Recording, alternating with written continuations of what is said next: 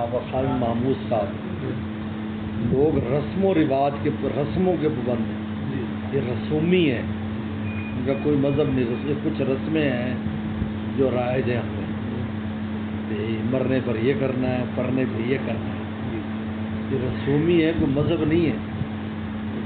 جب ان کی حقیقت پتہ چلتی ہے بھی یہ رسم اسلام میں نہیں ہے تو حقیقت پر آ جاتے ہیں، ورنہ ساری چیزیں رسم کے تحت، رسم و رواج کچھ بھی لو کہ ہاں بھائی یہ دین کا حصہ کہ نہیں یار، بس جو ہے ہمارے بڑے کرتے تھے یا لوگ کہتے تھے اس لیے ہم کر لیتے ہیں، ورنہ وہ خود بھی جو پڑھا لکھا طبقہ ہے، خصوصاً دنیاوی تعلیم بھی حاصل کر لیتا ہے، وہ خود بھی سمجھتا ہے یار یہ سمجھ میں اور عقل میں آنے والی چیز نہیں ہے یہ جو کر رہے ہیں۔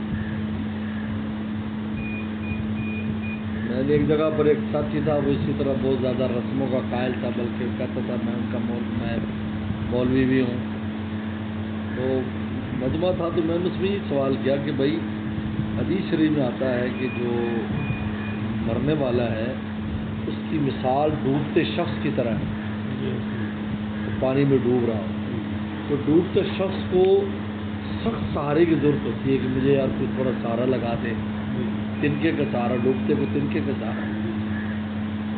آپ اگر اصحال ثواب کے لیے دنوں کا انتظار کریں کہ فلاں دن کریں گے، فلاں دن کریں گے، تو اس بیچارے کا قبر میں کیا حال ہوگا؟ عقل کیا کہتی ہے؟ فوراً بھیجو، فوراً بھیجو، ادھر دفن کر کے آؤ، ادھر اصحال ثواب چالو کر دو تاکہ اس کو قبر میں فائدہ ہو جائے، وہ تو ڈوبتے کی طرح۔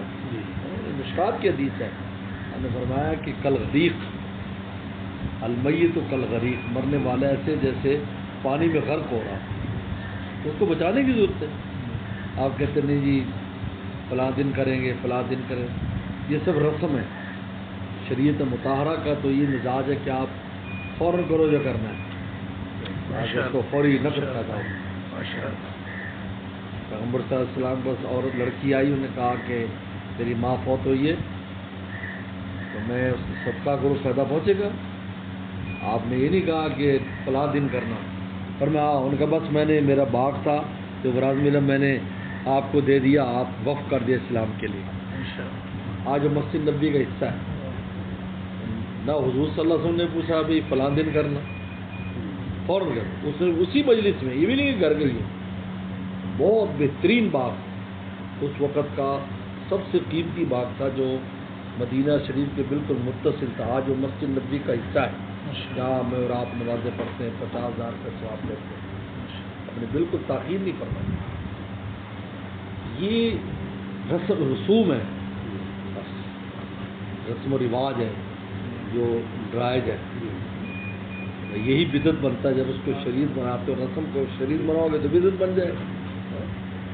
اب بتاؤ کیک کاٹنا جو ہے یہ ایک رسم ہے نا جو انگریزوں سے آئی، اب حضور صلی اللہ علیہ وسلم پیدائش پر کیک کاٹیں گے، اس کے شریعت سے کیا تعلق؟ کوئی ہے تعلق؟ کوئی تعلق نہیں، شریعت سے اس سے کوئی تعلق نہیں، وہ ایک رسم آپ نے غیروں کی لے ہے، غیروں کے لے ہے۔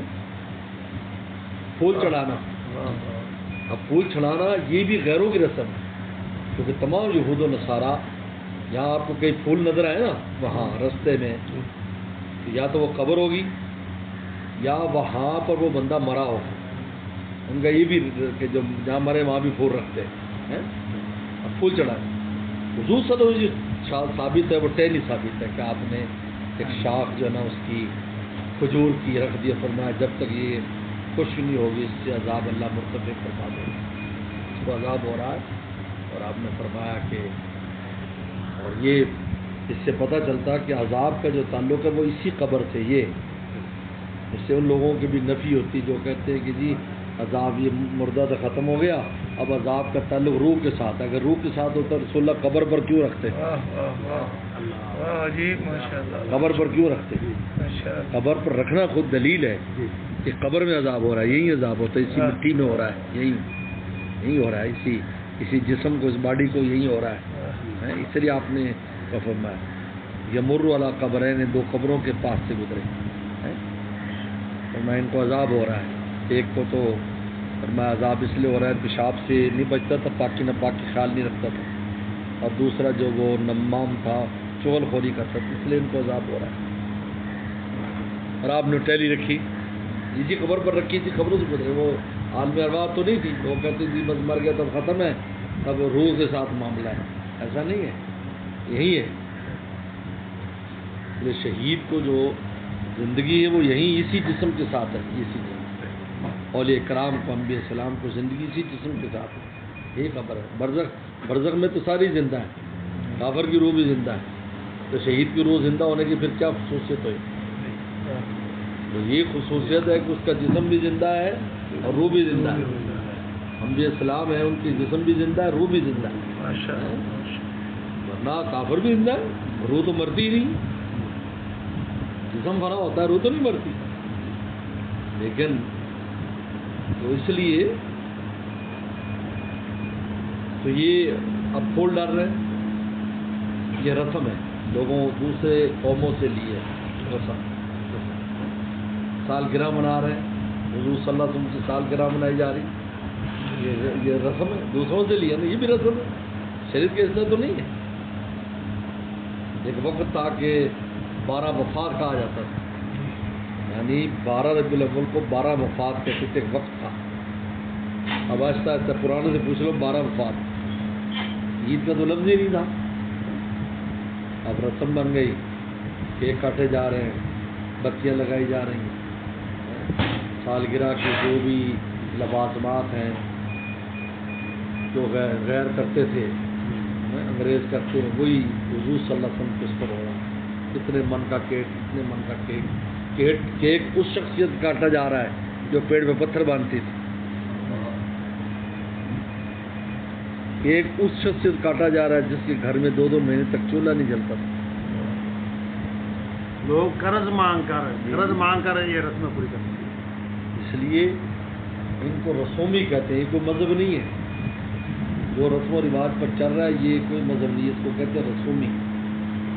مذہب وہ ہے اہل سنت والجماعت، جو حضور صلی اللہ علیہ وسلم سے ثابت ہے، صحابہ اکرام سے ثابت ہے. یہ مذہب ہے، یہ دین اسلام ہے. اور اگر کوئی چیزیں وہ رسم و رواج ہے، بدعات ہے، کل بدعت ضلالہ، ہر بدعت گمراہی ہے. کل ضلالۃ فی النار، اور ہر گمراہی دوزخ. اللہ حفاظت کرنا.